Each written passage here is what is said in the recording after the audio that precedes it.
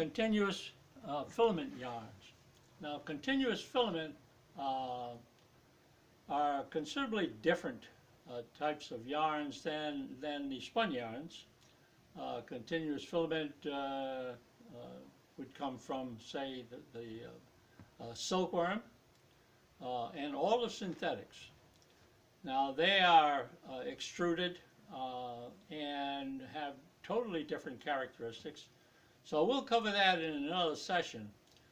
But to capture the favorable features of a lot of these synthetics, such as Orlon or Acrylon or nylon or whatever it might be, to take advantage of those features, what they'll do is they'll cut what we call chop.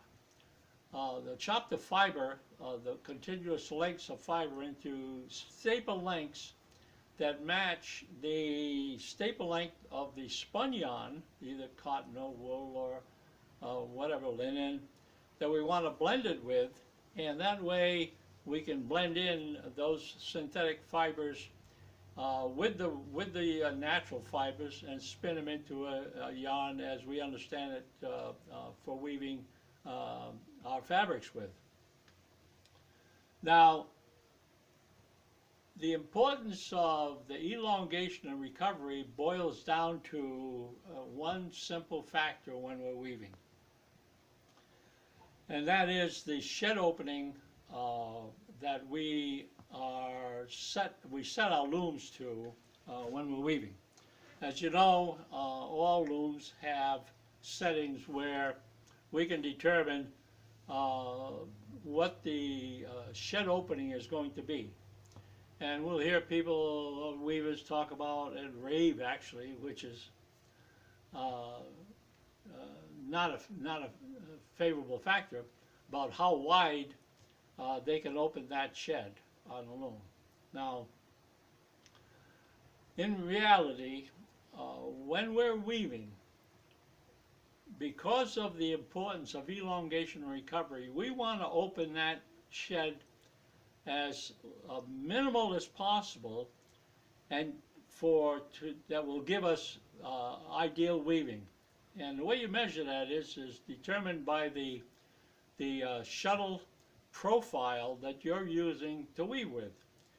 If you have a shuttle profile of 2 3/4 inches, which is probably on the larger size of most typical shuttles, then there's no reason to open that shed any more than 3 inches. Most important, though, is that it opens evenly, side to side, top to bottom. And that way it ensures that each time you throw that shuttle, the shuttle's going to go through cleanly, and the shed is going to be opened only to the extent that it's elongating that yarn sufficient to pass the shuttle through cleanly. And that way, we don't endanger the possibility of elongating that yarn beyond what it's designed for and getting into stretch. And if we open the shed too wide, which is of no advantage to us, the only result would be the possibility of damaging the yarn. Because remember, that shed opening is going to be continuous in the same spot on that yarn, all the while we're weaving that sweet spot. So it might be for 3 inches, 4 inches, where the yarn doesn't advance in the shed at all, so all of the stress is continuous in that one point. So most important, when we're weaving, we select a shed opening that is compatible with the size of the shuttle that we're going to use. And most important is that that shed opening is even, side to side, so that on the bottom shed will kiss the race plate or the bottom of the reed evenly, and the lowest yarn of the top shed will be open sufficient for that shuttle to go through cleanly. Now with that, we'll get good weavability and minimal stress on the yarn that we're using. All right? Thanks for listening, and have a good day.